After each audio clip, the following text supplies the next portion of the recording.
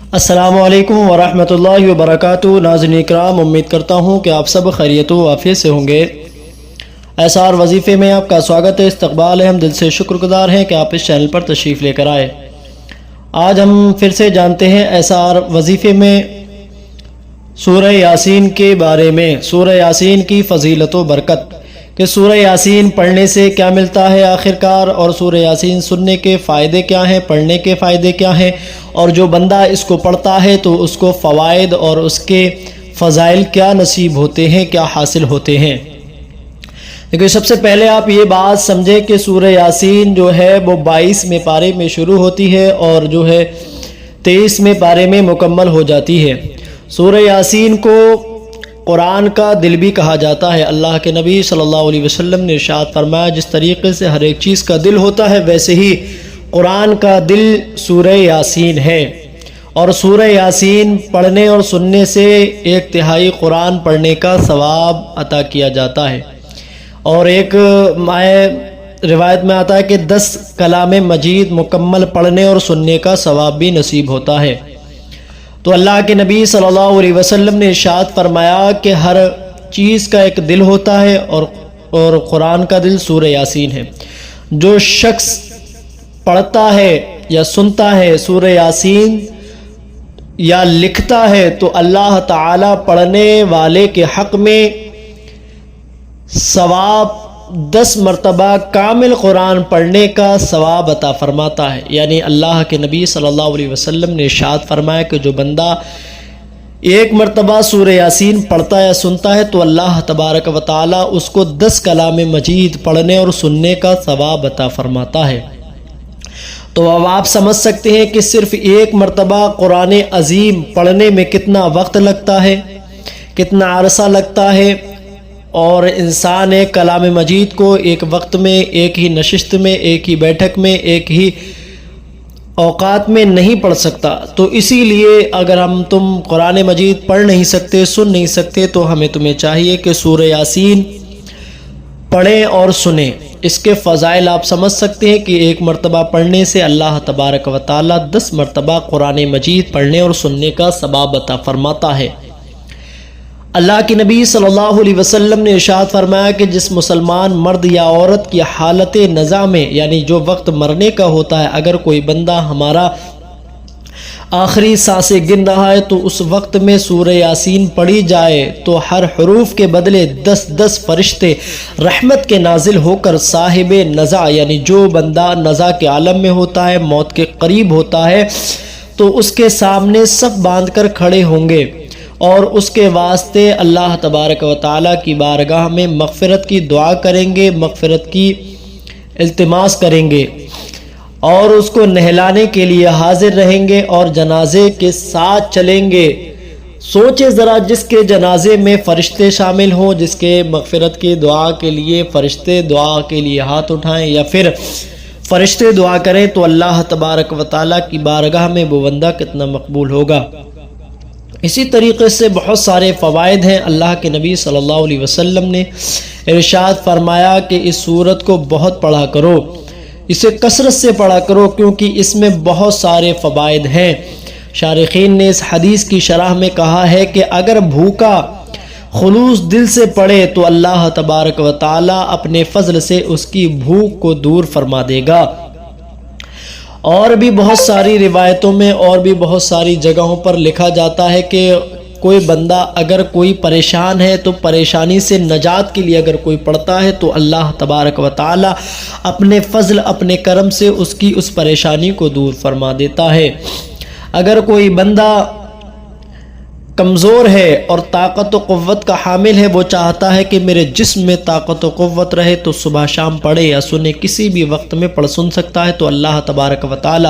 سورہ یاسین شریف پڑھنے اور سننے کی برکت سے اللہ اس کے جسم میں طاقت و قوت عطا فرمائے گا۔ اور اگر کوئی بندہ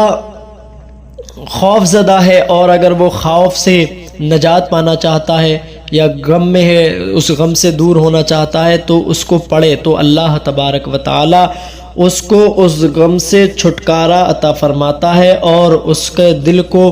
اور اس کے ذہن کو اور اس کو خوف سے اللہ تعالی دور عطا فرماتا ہے۔ اور اگر کوئی بندہ قرض دار ہے، قرض میں مبتلا ہے، وہ چاہتا ہے کہ میں قرض سے دور ہو جاؤں، میں قرض سے نجات پا جاؤں، تو سورہ یاسین شریف کو صبح صبح پڑھے یا شام کو پڑھے، نہیں پڑھ سکتا تو صرف سن لے ایک وقت میں، اور اس وقت میں اللہ کی بارگاہ میں دعا کے لیے ہاتھ اٹھائے، حاجت کے لیے ہاتھ اٹھائے، تو اللہ تبارک و تعالی سورہ یاسین شریف پڑھنے کی برکت سے اس کے قرضے کو دور فرما دے گا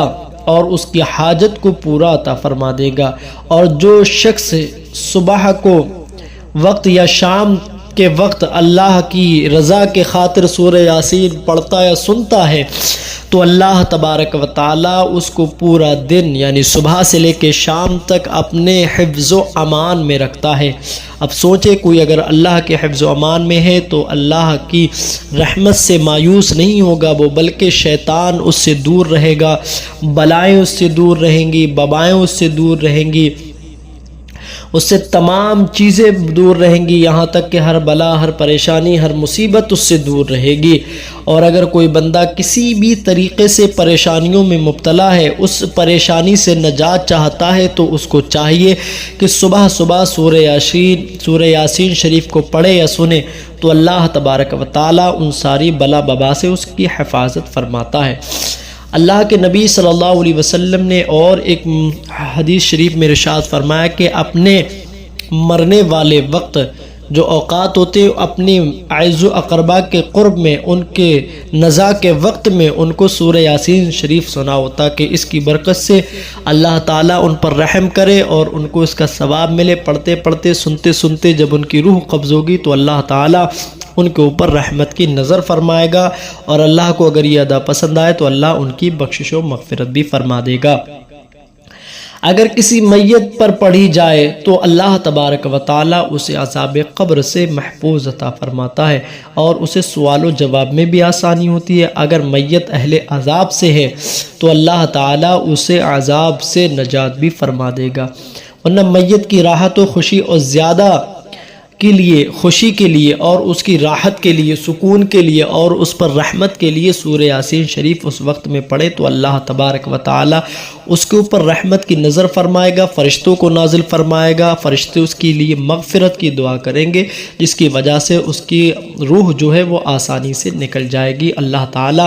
اس کی برکت سے اس کی تمام پریشانیوں کو دور فرما دے گا۔ کوئی بندے کی دکان ہے اور دکان کے لیے پڑھنا یا سننا چاہے تو اس کے لیے بہت مفید ہے، کاروبار کے لیے، دکان و مکان کے لیے، رزق میں ترقی برکت کے لیے بہت ہی زیادہ فائدہ مند مفید ہے۔ اللہ تعالیٰ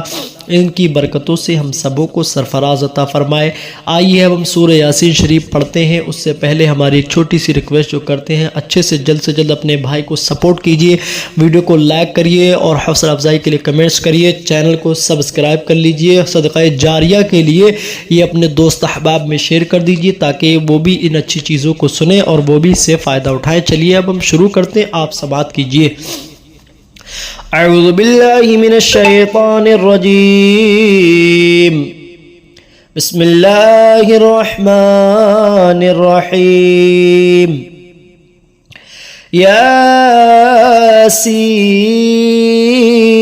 یاسین والقرآن الحکیم إنك لمن المرسلين على صراط مستقيم تنزيل العزيز الرحيم لتنذر قوما ما أنذر آباؤهم فهم غافلون لقد حق القول على أكثرهم فهم لا يؤمنون إنا جعلنا في أعناقهم أغلالا فهي إلى الأذقان فهم مقمحون وجعلنا من بين أيديهم سدا ومن خلفهم سدا فأغشيناهم فهم لا يبصرون وسواء عليهم أأنذرتهم أم لم تنذرهم لا يؤمنون إنما تنذر من اتبع الذكر وخشي الرحمن بالغيب فبشره بمغفرة وأجر كريم إنا نحن نحيي الموتى ونكتب ما قدموا وآثارهم وكل شيء أحصيناه في إمام مبين واضرب لهم مثلا أصحاب القرية إذ جاءها المرسلون إذ أرسلنا إليهم اثنين فكذبوهما فعززنا بثالث فقالوا إنا إليكم مرسلون قالوا ما أنتم إلا بشر مثلنا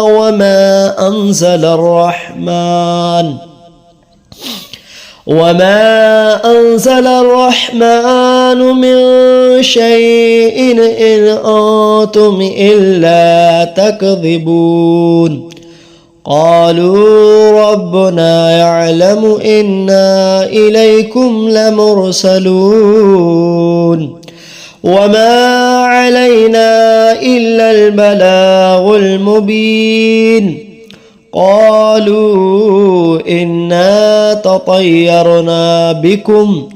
لئن لم تنتهوا لنرجمنكم وليمسنكم منا عذاب أليم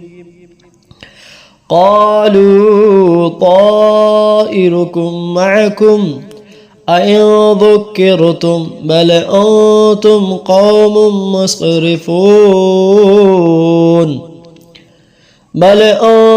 قوم مسرفون وجاء من أقصى المدينة رجل يسعى قال يا قوم اتبعوا المرسلين اتبعوا من لا يسألكم أجرا وهم مهتدون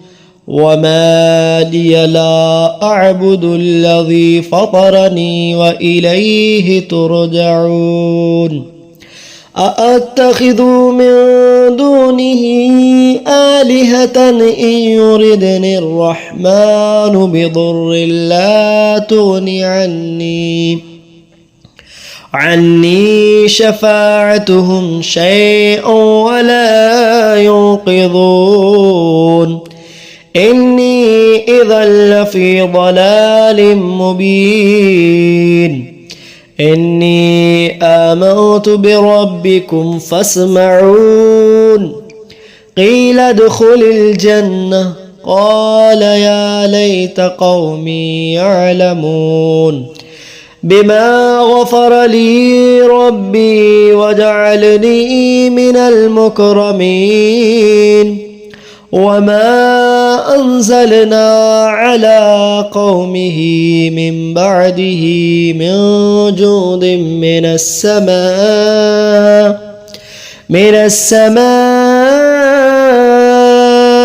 وما كنا منزلين إن كانت إلا صيحة واحدة فإذا هم خامدون يا حسرة على العباد ما يأتيهم من رسول إلا كانوا به يستهزئون ألم يروا كما أهلكنا قبلهم من القرون أنهم إليهم لا يرجعون وإن كل لما جميع لدينا محضرون وآية لهم الأرض الميتة أحييناها فأخرجنا منها حبا فمنه يأكلون وجعلنا فيها جنات من نخيل وأعناب وفجرنا فيها من العيون ليأكلوا من ثمره وما عملته أيديهم أفلا يشكرون سبحان الذي خلق الأزواج كلها مما تنبت الأرض ومن أنفسهم ومما لا يعلمون وآية لهم الليل نسلخ منه النهار فإذا هم مظلمون والشمس